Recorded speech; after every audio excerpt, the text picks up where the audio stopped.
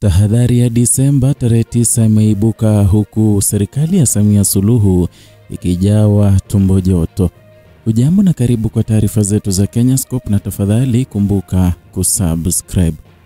Katika kile kinachoonekana kama moja hatua za tahadhari kali zaidi katika historia ya karibuni ya Tanzania, waziri wa mambo ya ndani George Simbachawene ametoa onyo linalotazamwa na wengi kama ishara ya wasiwasi wa kitaifa.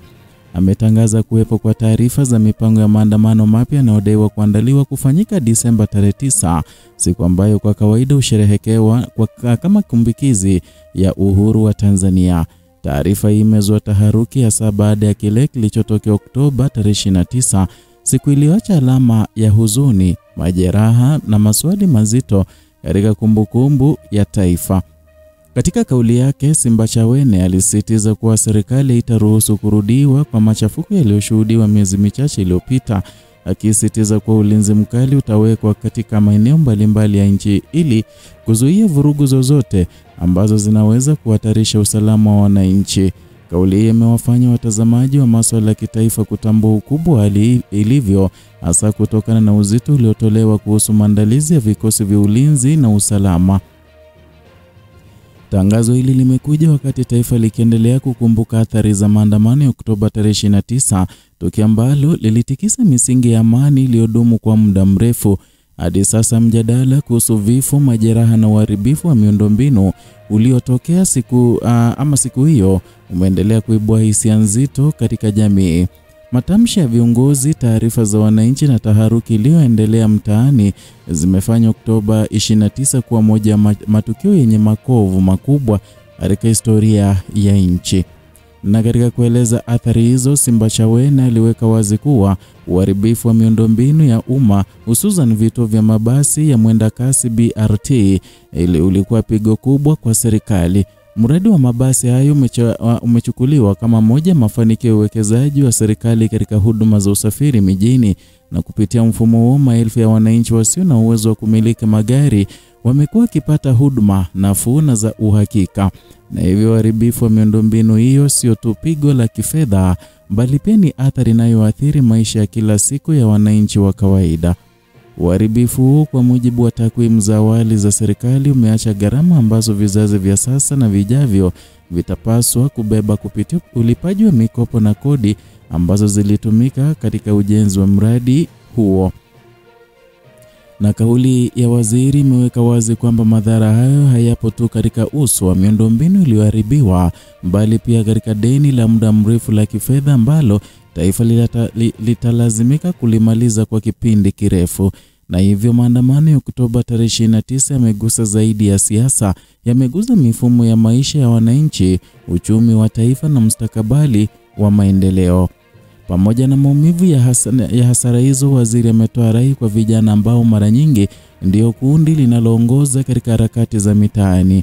Amewataka kutojiingiza katika juhudi zinazoweza kupelekea machafuko mapya, akisisitiza umuhimu wa kujikita katika shughuli za uzalishaji na ujenzi wa taifa. Na katika mtazamo wa viongozi wa usalama, vijana ndio hutumiwa zaidi kama nguvu ya kutekeleza vitendo vinavyochangia mvurugano wa amani, na hivyo wito wake unalenga kuwatenga na mazingira yanayoweza kuwaweka hatarini. Muktadha mpana wa kauli ya Simbachawene umeweka wazi kuwa serikali inataka kuzima kabisa uwezekano wa kutokea kwa machafuko yoyote mapya. Ulinzi mkali unaotajwa kuandaliwa unachukuliwa kama hatua ya kujibu ongezeko la mijadala, maandiko ya mitandaoni na taarifa za ndani zinazodai kwa makundi yanayopanga kufanya maandamano. Kwa majibu ya waziri, hatua hizo zote hazitavumiliwa, na serikali inaonekana kuwa katika hali ya tahadhari ya juu kuhakikisha kwamba siku ya Disemba 9 haiwi mwendelezo wa tukio la Oktoba 29. Kwa mtazamaji wa historia ya Tanzania, hali iliyopo sasa inatofautiana sana na picha ya kawaida ya taifa lililojenga sifa ya amani na utulivu tangu enzi za uhuru. Kwa miongo mingi, Tanzania imekuwa ikitajwa kama nchi ambayo imeepuka machafuko makubwa yaliyoikumba eneo la Maziwa Makuu, lakini matukio ya miezi ya karibuni pamoja na tahadhari ya sasa yameibua mjadala mpya kuhusu uwezo wa taifa kuendeleza utulivu huo katika mazingira ya kisiasa yanayobadilika kwa kasi. Tukio la Oktoba tarehe 29 limeendelea kuwa mfano wa athari za mivutano ya kisiasa inayoambatana na maandamano ya umma. Wakati huo wananchi walijikuta wakipitia maafa yaliyogusa maisha ya watu wengi, kuharibu mali na kuleta hali ya sintofahamu katika maeneo mbalimbali ya mijini. Uharibifu wa miundombinu ya BRT ulileta msongamano wa magari, kupungua kwa ufanisi wa usafiri na hasara kubwa kwa wafanyabiashara waliokuwa wakitegemea miundombinu hiyo. Na hivyo athari ya tukio hilo inaonekana tena kupitia tahadhari ya sasa, ambapo serikali haiwezi kuruhusu kurudiwa kwa madhara ya kiwango hicho. Na katika kutathmini ujumbe wa waziri, taswira inayojitokeza ni nchi iliyo katika kipindi cha upya wa kijamii, na Tanzania inapitia wakati ambao kila kauli ya kiongozi kuhusu amani ina uzito mkubwa kuliko ilivyokuwa miaka ya nyuma. Kwa upande mmoja, serikali inaonekana kujikita katika kuimarisha usalama na kuziba mianya ya machafuko, na kwa upande mwingine jamii imegawanyika katika tafsiri tofauti kuhusu matukio yaliyotokea, majukumu ya dola na njia sahihi za kutatua migogoro ya kisiasa. Na hata hivyo, dhamira ya serikali imekuwa wazi kwamba kulinda utulivu uliodumu kwa miaka mingi. Katika hitimisho lake, Simbachawene alisisitiza kwamba amani ndio msingi wa maendeleo na kwamba bila utulivu hakuna taifa linaloweza kusonga mbele.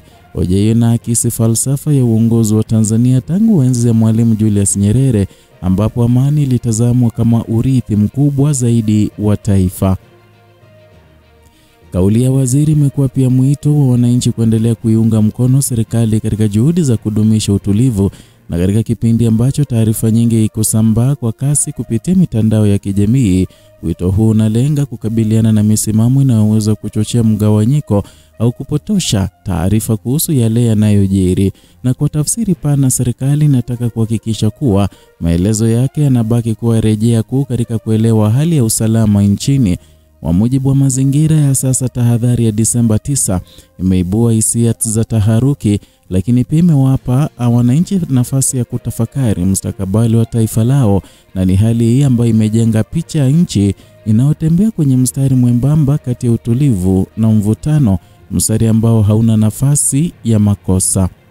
Kwa serikali, jukumu ni kulinda usalama bila kuvuka mipaka ya haki, na kwa wananchi jukumu ni kushiriki katika kujenga amani bila kuruhusu hisia za hasira kugeuka kuwa chanzo cha vurugu.